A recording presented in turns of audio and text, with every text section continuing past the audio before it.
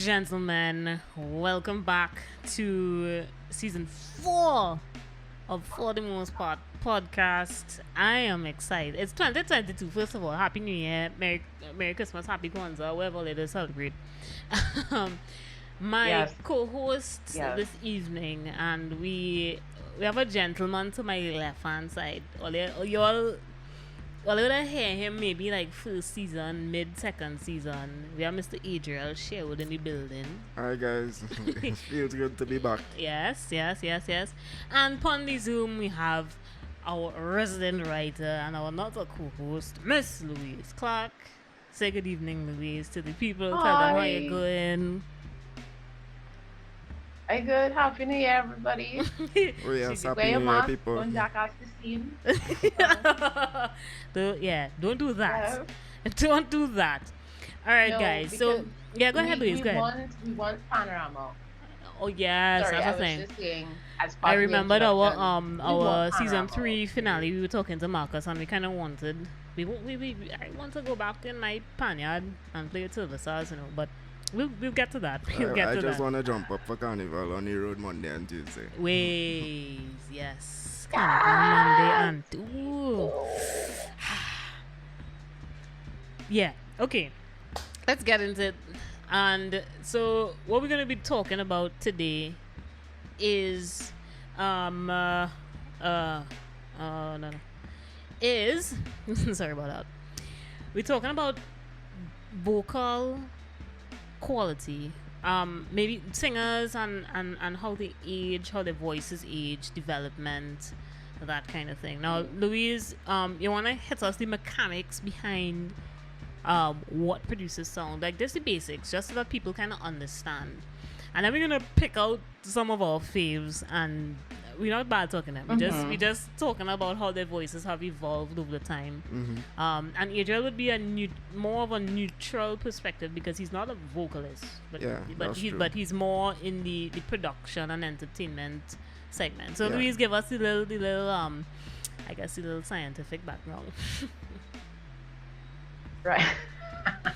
By the way, I know scientists, y'all. I know scientists. So singers, when they sing, they create sound by using basically their midsection, like their abdominal muscles, their back muscles, the rib cage, the lungs, and of course the mouth, right? And other parts of the body as well, right? Now, air actually builds up against vocal cords. Yes, there's obviously you need a vocal cords to sing as well. And as air pressure builds up against them, the folds of your vocal cords, they snap together. Right. And that snap is what creates the sound. Right. All sources will be in the description, of course. Yeah. You learn something new every day. Yeah. Go yes, ahead. but that's a real. That's surface. That's surface level thing there. Yeah. So surface level. Because there's so much more to how sound is produced. But go ahead. Yes, but essentially it involves a number of body parts. Yeah. Right, a number of body parts. Now we know that everyone gets here. At some point you're gonna age. You're not gonna be 25 forever. You're gonna age, and as you age, obviously changes are gonna happen in your body. Yes. And regardless of how well take care of yourself, how will you take care of your voice, how will you take care of your health, things are going to change. Because in fact, let's talk about age for a minute, right? Okay. Because your vocal quality, and I'm talking about singing wise, your vocal quality in your teens obviously is going to be different from how you sound as an adult. That's true. Yeah. And then obviously, depending on how your 20s and 30s were, like if you were like a hard partier, panorama every day, you need panyard until like 3 in the morning. And no sleep. Obviously. No sleep. So if it is just spend your you didn't drink enough water. Exactly. All of those lifestyle choices are going to affect your vocal cords. Right? So don't think that is age alone. Don't think that is age alone. Right? Now, what happens to your voice when it gets um older? Obviously, because your anatomy changes, the anatomy will affect the sound that you can produce. Right. Yeah. So right? basically, And kind of again, degradation of parts. Yes. So same thing with your joints. You bend down one day, it was normal. You bend down the next day, your knee crack. Yes. No, that is not to say an aging voice. It's fair to compare an aging voice to like your joints. Yes. Right? Yeah. Because there's some aging voices, if I may, there's some aging voices that I think actually sound better Yes. They sound a little more developed, but how they were done before. Yeah. Okay. Yeah, that have a few. That's interesting. Yeah, that have a few. But Louise, continue. I actually want to know who is that? Like tell us who. Tell us. The one example that I could actually think of, and I think it probably has more to do with experience and training, and basically experience and training, because when you now start to sing it, it's kind of do all sorts of wrong things. Yeah. Right. The one example I have in mind is like Mariah, and I'm sure this is probably the same with like Whitney Houston and JoJo and all of them. Everybody pretty much would have started off singing not so mature, and then years passed, and then they're like, okay, wait, this works, this doesn't hurt, I'm not straining as much. They find what works for them. Basically. And so so for example, with Mariah, she started off, everybody knows she had that husky pop princess vibe when she was 2021, when the Vision of Love album came out. Yes. Right. And it was perfect. Yeah, exactly. And you go all the way up to just before Glitter was at like Daydream, or one of those albums, Daydream Fantasy, somewhere there.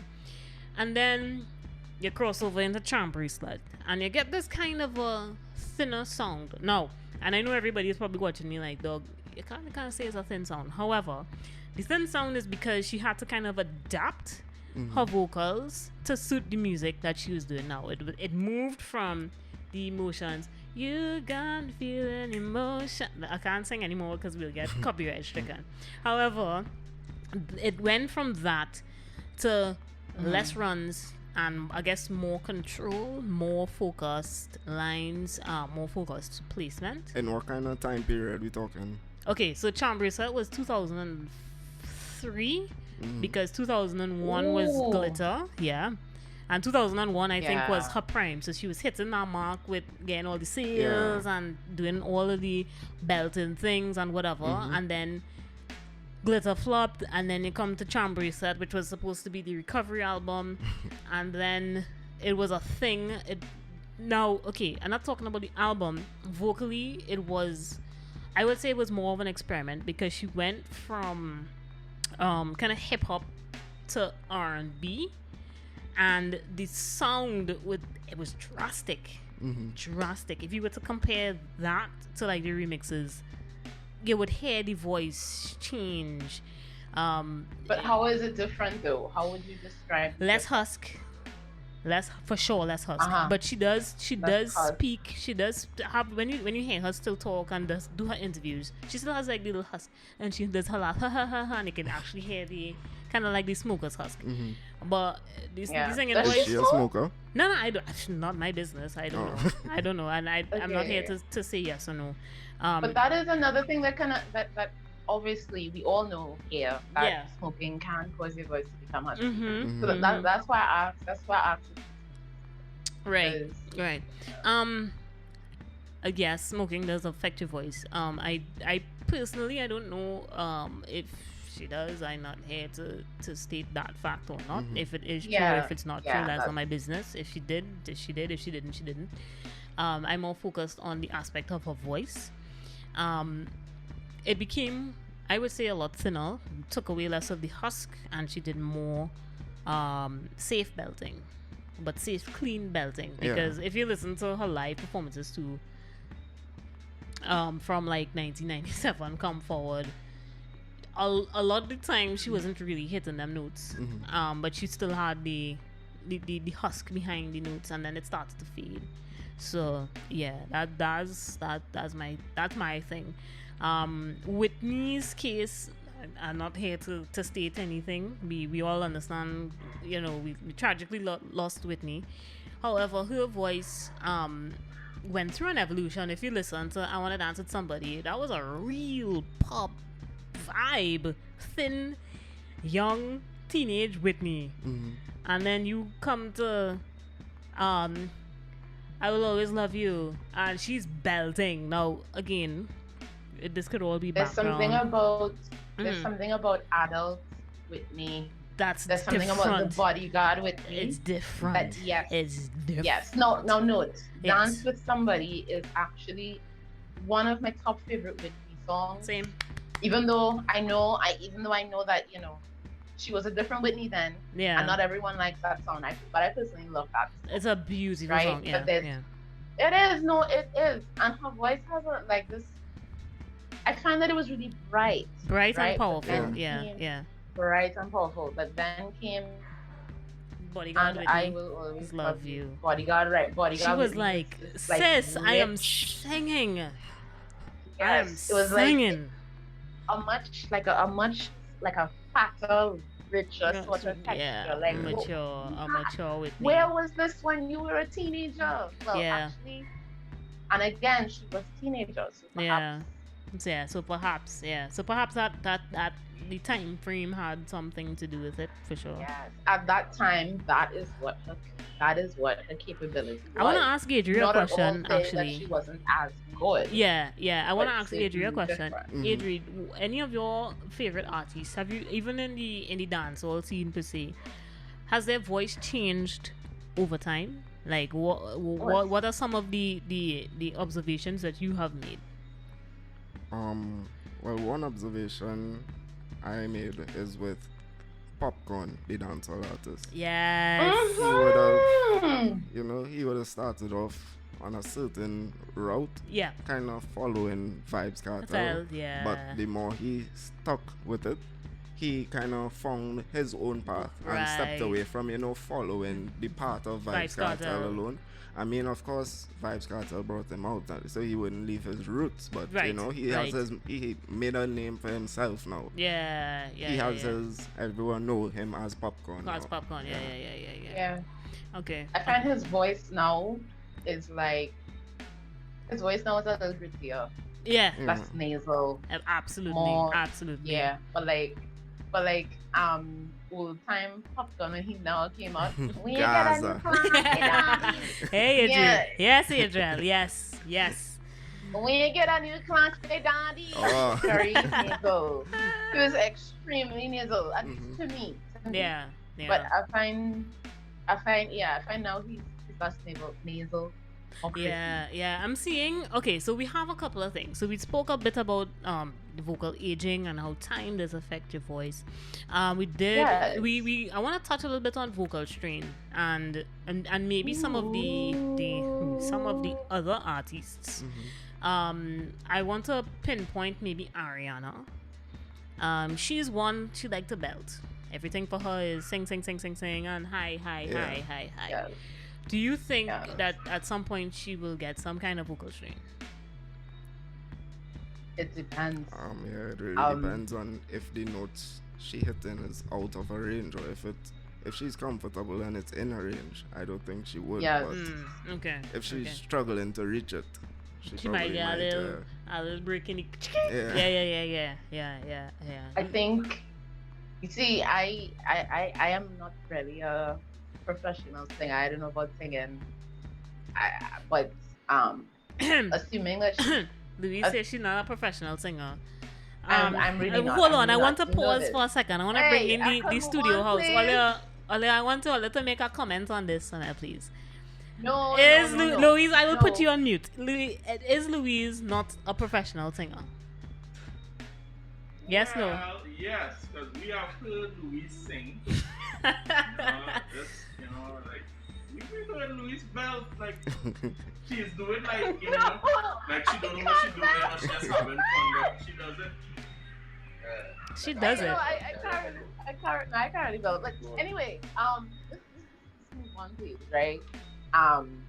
what I was gonna say about Ariana Grande is if her technique is sound and she's doing it properly, then I don't think she will suffer from vocal strain. Okay. However, what I would like to point out is if I go and run 5 miles tomorrow because I have the physical capacity to do it, that doesn't mean, and tomorrow's Sunday. Yeah. Because we're recording this on a Saturday, you shouldn't right? try and go and sprint after running 5 miles. If you're a long distance runner, stay in your lane and run your long distance, please. Exactly. Or you take rest. Yeah. Professional singers like Ariana Grande, who always had to perform somewhere. Right. Is she taking the appropriate rest? Even if you do something properly, right, your voice still needs to rest. So if she's not resting properly, then to answer your question, maybe she could suffer from vocal strain if she's not taking the necessary precautions. Yeah. Yes, because at the end of the day. Yeah, go ahead, Adrian. Yeah, go ahead. Alright, so we're saying how artists will progress over time or degenerate over time, right? Right. How do you differentiate what I will say will be advances in production itself, music production, from an artist actually like degenerative? Yeah. Okay, so you mean like a creative choice versus you mash up your voice doing a thing. Ooh. What if like the production just got better? It got a higher level as time went on. Right. We got new technology, that kind of stuff. How do you differentiate that? You just hit me for 6, but Adrian, that's a good question. No, it's a fair question. Maybe I can answer it. It is a fair question. Maybe I could answer it, and then maybe Louise could try and answer it, and we could probably ask the house. I think that one of the key things to look for is if you find like an artist doing either a lot or too little. So every year they touring. For me, that's like a big red flag. You don't know either their voice not doing right, because you will hear it. They're going to be exhausted, and you're going to hear a little rasp, and then blah blah blah blah blah, and so on and so forth. Now, there are some cases where the artist does take the necessary rests, and maybe the quality does drop. Again, it depends. For me, it depends. Louise, what do you think? If you ask us a tough question, yes, I understand. So let's throw our minds back to season 3, episode. What we talking, Shalea? Let's throw our minds back to the. No, we're not ready for Shalea. Okay, sorry. No, we're not ready. Okay. Do you remember when we did that episode on the vocal trinity? The link to that episode will be. Ooh, yes. We will drop the link. Episode? Yes, I remember that. Right. Do you remember the point I made that back in the day, the talent we saw then was different. Yeah. Because singers knew I cannot take up with people in them studio time. I have to deliver flawless one and done. Yeah. Right? Yeah. But I think today, listen, I'm glad that production has, made leaps and bounds. It really has. Yeah. It really, really has. Right? If you think about how production used to be back in the days of like Ray Charles, I'm talking about. Yeah, basically you're recording straight to the record, and if you waste the record, one take and it's a whole band in the studio. Like today, I could go in the studio and sing a song and it will come out good. They could make it sound good. Yeah. One take sometimes, But my point is, yes, production has made a lot of things possible. Right. And that's the problem. It's made a lot of things possible. So it can. But I'm not a producer, so I don't know the extent to which you can make someone sound better, like they really have more vocal talent than they actually have. And that's my issue. Because there's some singers when they're in the studio, I want to vibe to it, I want to listen stressful time. Yeah. You watch a live performance and it's like, wait, hold on. Is this the Are same you person? the same? Yeah. Is this the same person? What's wrong? You know? I wanna ask the house. I wanna ask the it. house. I wanna pause Yes. here. House, what do you think about that House. question? Adriel, repeat the question for them, please. How do you differentiate an artist's voice either progressing or degenerating over time versus if it's a matter of production that got better over time? So in the past, production is not what it is today. Like, I could go in a studio and a producer will probably be able to make me sound good, but I couldn't do that 20, 30 years ago. So how do we differentiate that? So the house, what are they thinking? They have no answer. Yeah, differentiation means something totally different to me because I do university maths. So when you say to differentiate, to me, the difference in vocal performance in 2022 and vocal performance in 1960, you know, you're Ruffin, looking at, David Ruffin. Yeah, you're looking at the men who singing Sunday whole day 12-hour church services, who, as Kemi brought up, could go on a tour for months. You know, compared to, let me say, a vocalist now today that very auto-tune based now. So the compressors, the technology that they have now to support the vocalist much better now. So you don't even have to sing as loud. You just have to basically project a little and the microphone and the technology take your vocal. Well, yeah, that's kind of the question. Cause like, so to say differentiate is like, I know what we're dealing with right now is vocalists and vocal technique, but it's more, to me, it's more about the artist and what they're saying through their art. Because I remember when Isaac Blackman had Jumping Up to the Ceiling, big song. A friend of mine would have said, you know, that song not going to do good because Isaac not going to be able to recreate that vocal performance live. Unfortunately for him, Jumping Up to the Ceiling. He didn't know the Blackman family that song, was a singing family, like they sing whole day, every day. You understand? So, like, obviously Isaac would be able to recreate that performance because he accustomed belting and singing them real, like, you know, Isaac they sing real high, like he's real push now. And the only reason why their vocal cords were able to survive this long was because they're accustomed. There's like muscles now. They're accustomed exercising those muscles. So to say, let me differentiate between then and now, I'm not sure, boy. Like, the technology is what really balances all these skills. You know, Travis Scott is a singer. Like, you might think he's a rapper, but Travis Scott is a singer. Drake is a singer.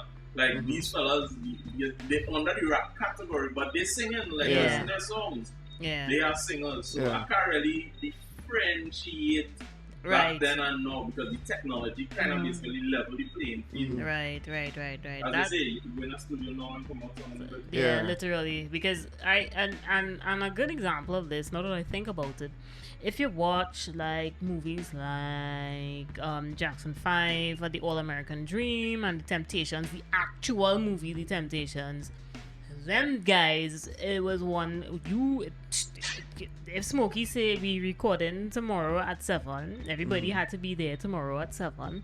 The band is they clicking in and they counting in, and it was 5 mics in the room and everybody was singing, and it was a one take wonder. If it is that you miss your note or you strain or you miss the note or whatever, if you had to start again from the top. So the house made a very, very good point, because I think that technology does play a massive part in how a lot of these other younger newbies sound. Hands down. Yes. Because if I lose my voice today, I could go in the studio. I have a little studio set up now. I could sing my thing, push auto-tune to fix half of the mistakes, and I will have no problem. Yes. Now that is not to say newer artists don't have something to do, but they do. They do. But knowing what is possible in a studio there's some artists who would decide, okay, I'm not quite gonna push my vocal ability by trying to develop it further. Yeah. Because I can get the sound that I want. They could just fall back on the technology. Right, exactly. T-Pain, for example, is a very good example. T-Pain uses T-Pain. This man could sing. He does not need. He doesn't need the he doesn't need autotune. He could sing. But he uses autotune as a creative. Yeah, but oh god. Yes, that is part of his creative process. That's his signature. Trust me. Fine. T-Pain, whatever. Yeah, that is his signature. Like he could real sing. Yeah, for real. So wow. Sorry. I want to throw in a curveball. I see on my list here we had Mariah, Tina Turner, but I want to talk a little Beyonce, a little bit of Beyonce, as they say, and the Beehive and whoever. I'm not a fan. Do we think Beyonce's voice has changed over time? Or is it the same kind of runs? Has she gotten better in terms of vocal control? Have we heard her strain? Anything like that? Or is she going to forever be young Destiny's Child Beyonce? Well, for me, I'm not really the biggest Beyonce fan, so Me I wouldn't know her progression over years, but the songs I do know from her. Go again. On your now. The songs I prefer I do Tamia know over. They have been consistent. Right. For me. Right. Okay. I just prefer like Tamia and all of them. There was nothing captivating to me about Beyonce. No offense to the Beyonce fans, but there was nothing that said yes. Okay. I give credit where it's due. So she's excellent as a performer and a vocalist, For sure. but it's not my cup of tea. Just like Nicki is not my cup of tea. You know. I feel like for me, because her career started when she was so young. I feel like maybe you should revisit me with that answer in 10 years. Okay. Just to see how it actually plays out in 10 years. Yeah, I agree. Yes, I agree. Yes, because I cannot think of a marked difference in her tonal quality. I can't really think, at least not off the top of my head. But obviously her stuff has, what is the word I'm looking evolved. for? It has creatively evolved. Yeah. Creatively, which means that, she may choose to belt less. In fact, I'm almost getting a kind of a Mariah vibe from her, kind of. Yeah. Like how Mariah kind of switched from the pop Mariah to R&B Mariah. Yeah. I see how Beyonce has done that over time, because some of her songs, at least to me, the non-professional, some of her songs don't sound like they demand as much. I should hit a receive send sticker for you, about you're a non-professional. Louise said she's non-professional, but whatever. I'm not. At least not where singing is concerned. At least not with. Hey. All right. No, okay. but as I was saying, right, I need to see what happens in 10 years. Yeah. Okay, right. But doesn't she pre-record her live performances? Most artists do, and that's a thing. Right. And I think a lot of people. Okay, now we're going down a little side hole here, a little rabbit hole, but that's okay. It is not a bad thing to pre-record your live performances. Let's just get that right as quality control, because you don't want it to be that you're singing and then someone it's a cut off thing and you can't have that and then coming back in and they're dipping in and out and then you're walking down the place and you see how I sung in here, because and it's gonna be worse, especially when you're doing all this sort of choreography on stage. And all you're hearing is Mike Owen doing a little choreography. I want to capture that on camera just for the kicks. Anyways, yes, do it again, do it again, Owen. Please do the choreography. Exactly.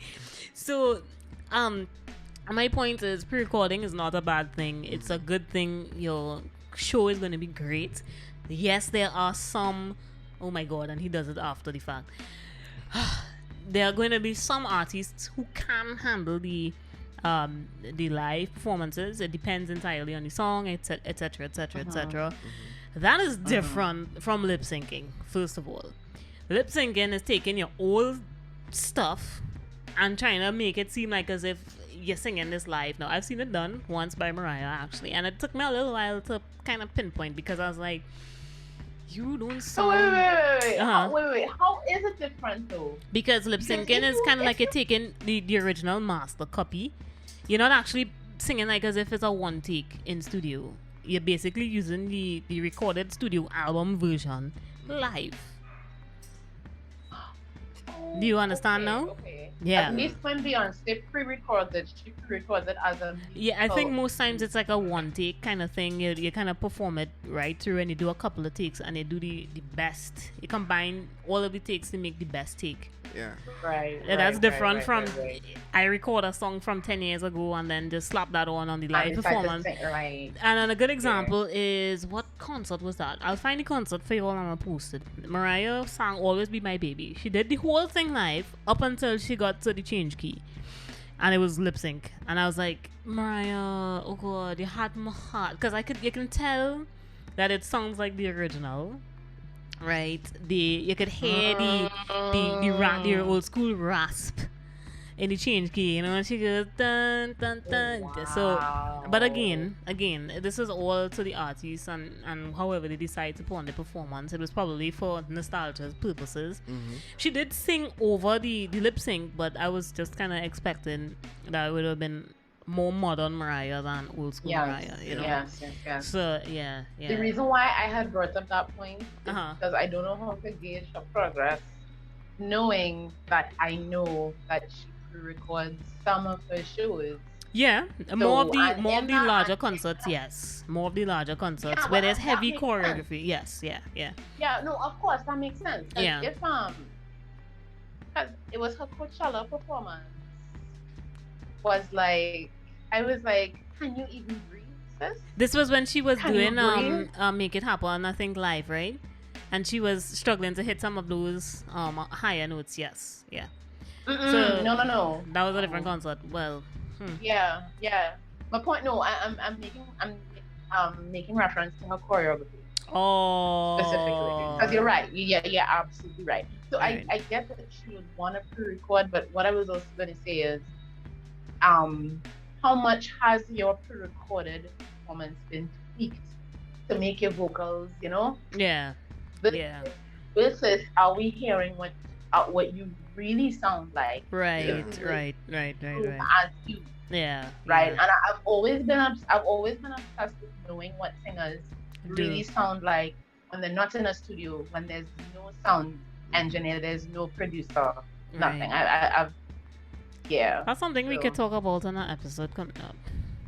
What artists sound like without the engineering and without this, and again, Terrell Grice's show is perfect for that, because they basically you had to come there and sing, so hard luck if you can't sing. But again, unplugged and to the open audience is, you know, definitely the way to prove your talent. Yeah. So I think that's a good way to wrap this episode. I think that we kind of established a couple of things. There are lots of different factors to how vocals, I guess, age or mature, and how they sound. Vocal strain, the different artists, the tools that they use to kind of overcome some of those things. And I kind of exactly. Oh my gosh, she said auto-tune. And pre-recording and lip syncing, and I guess it's all about, you know, what you choose to use to produce the best product. Yeah. You know, both live and pre-recorded. So yeah. That's a wrap for this episode, guys. Welcome back to For the Most Part Podcast, season 4, guys. 4. Get your merch, please. Listen, I'm advertising a cup here, right? If all you want to get thing, check out the site. The site has everything. I got some socks. I cop some for the most part. You should have wear your socks. Socks, yeah. But I cop some socks. I should fire him. Are they comfy though? That's a question. They're comfy. Very. The best. Nice. You see the socks are comfy, so you know, buy a pair. It had t-shirts. It had everything. On the box. Exactly. Go on the site, buy a merch. We do have I think we have a promo code out. I'll find a way to drop it either in this video or in the description or something. Something. So we go figure it out. Yeah. But that's it. Tell us what you think. Drop a comment. What do you guys think about aging vocals? What do you think about the techniques that artists use? Especially locally too. There are some artists who voices will probably never die, like Destra. Just an example. Yeah. Destra's an amazing singer. I don't care what you say, but she's amazing. And every time I've heard Destra perform live, it's just like the voice never. Nadia as well. Nadia's our next one too. Yes. Yes. Saucy Wow. Like you never Hey. Saucy Wow could actually Sing. Yes, she can. So Olia, drop a comment. Tell us what you think. Like, share, comment, subscribe. And that's it. We will see you and we will hear you for the next episode. Guys, thank you. Thank you, Louise. Thank you, Adriel. Peace, guys. We'll see y'all. Peace out. Bing bong.